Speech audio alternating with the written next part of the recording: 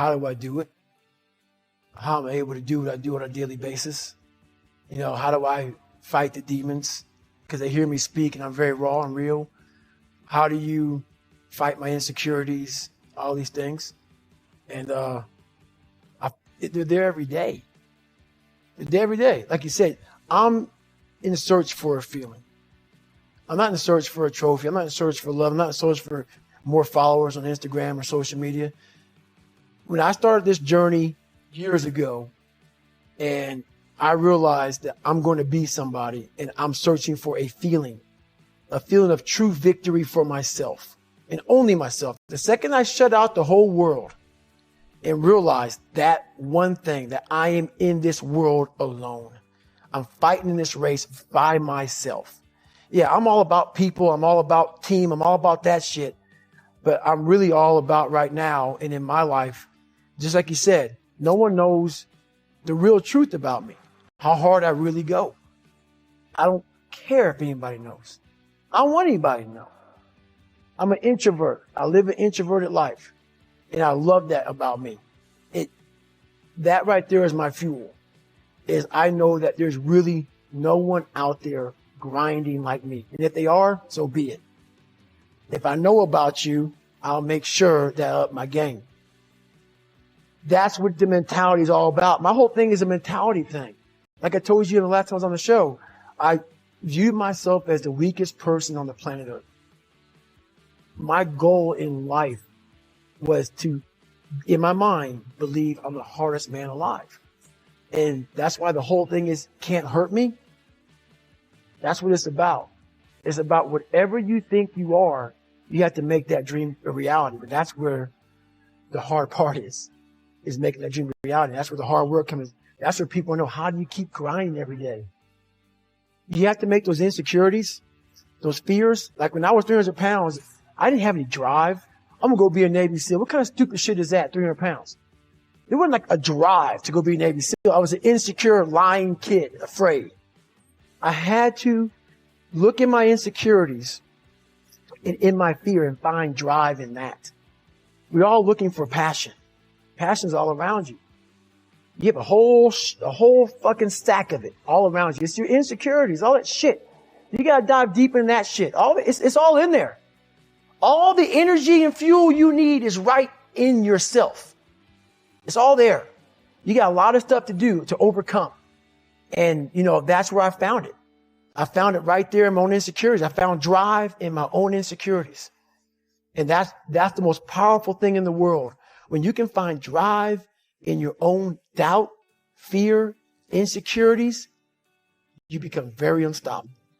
I believe in a higher power. Don't know the name, don't know where it's coming from, don't know anything like that.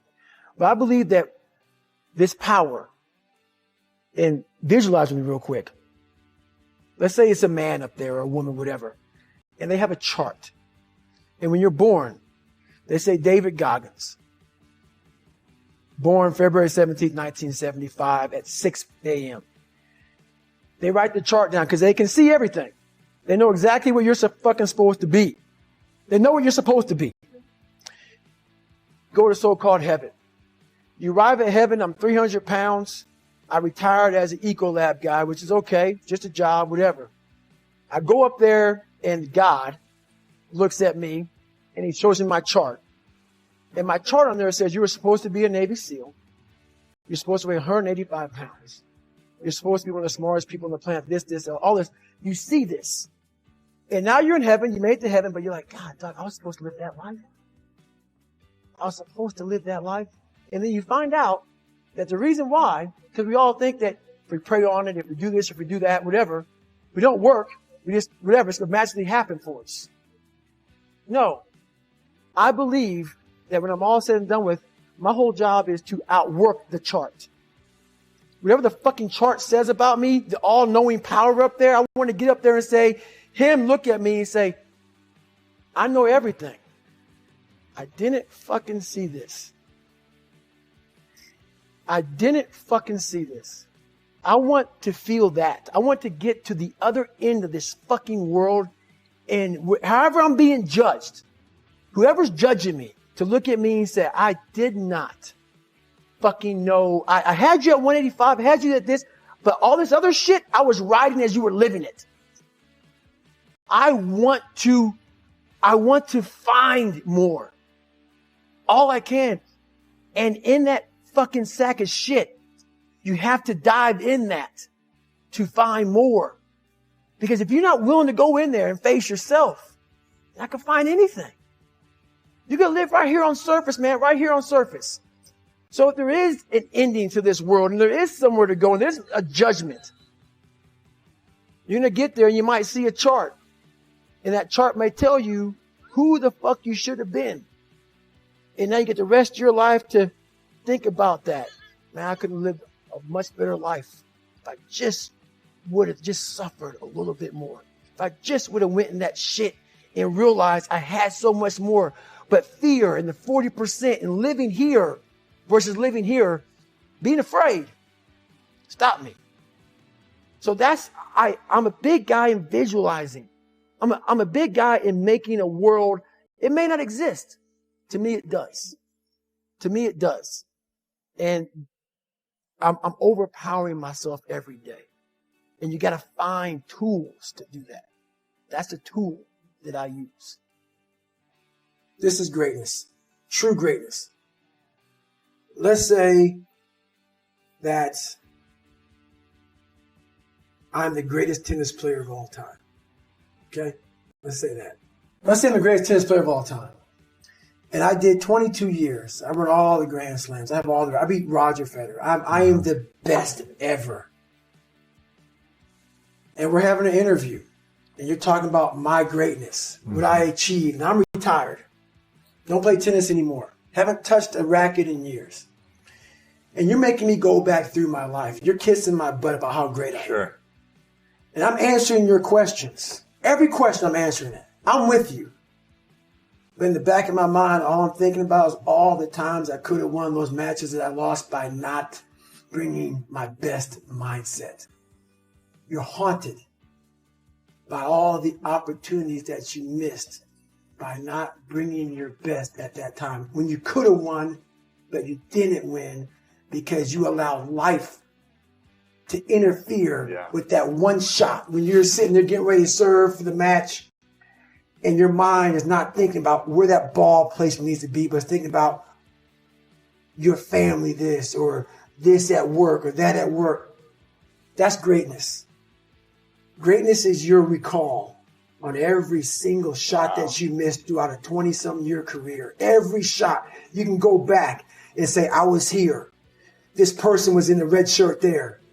Greatness is being so aware of the time of life in the second that went by, and you can recall it like it was yesterday. Greatness is being able to go back there, not making that same mistake again, and being haunted by it. That is greatness.